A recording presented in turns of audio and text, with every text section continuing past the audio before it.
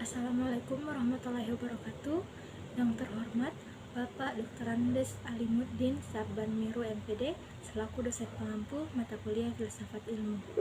Perkenalkan, nama saya Mutiara Septiani Hasrawati dengan NIM 21020850238, Prodi Pendidikan Kesejahteraan Keluarga kelas 03 angkatan 2021.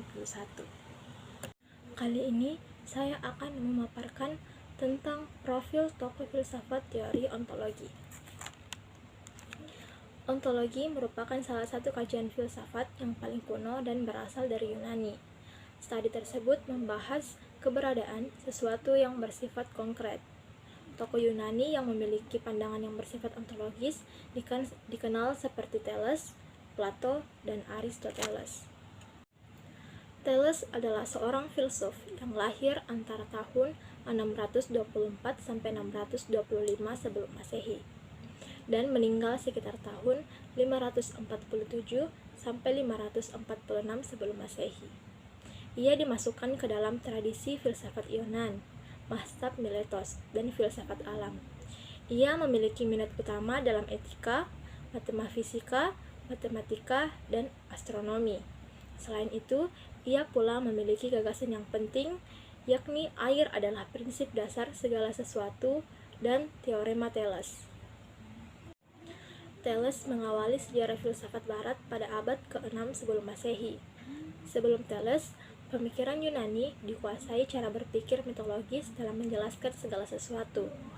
Pemikiran Thales dianggap sebagai kegiatan berfilsafat pertama karena mencoba menjelaskan dunia dan gejala-gejala di dalamnya, tanpa bersandar pada mitos, melainkan pada rasio manusia. Ia juga dikenal sebagai salah seorang dari 7 orang bijaksana, atau dalam bahasa Yunani yaitu Hoiheptasopoi, yang oleh Aristoteles diberi gelar filsuf yang pertama. Selain sebagai filsuf, Thales juga dikenal sebagai ahli geometri, astronomi, dan politik.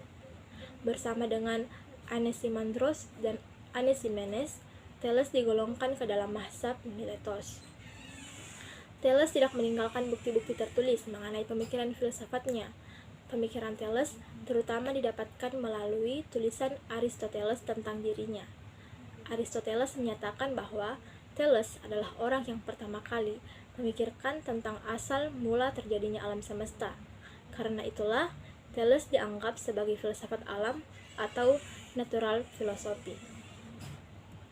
Thales lahir di kota Miletus yang merupakan tanah perantauan orang-orang Yunani di Asia Kecil. Situasi Miletos yang makmur memungkinkan orang-orang di sana untuk mengisi waktu dengan berdiskusi dan berpikir tentang segala sesuatu. Hal itu merupakan awal dari kegiatan berfilsafat, sehingga tidak mengherankan bahwa para filsuf Yunani pertama lahir di tempat ini. Thales adalah seorang saudagar yang sering berlayar ke Mesir. Di Mesir, Thales mempelajari ilmu ukur dan membawanya ke Yunani.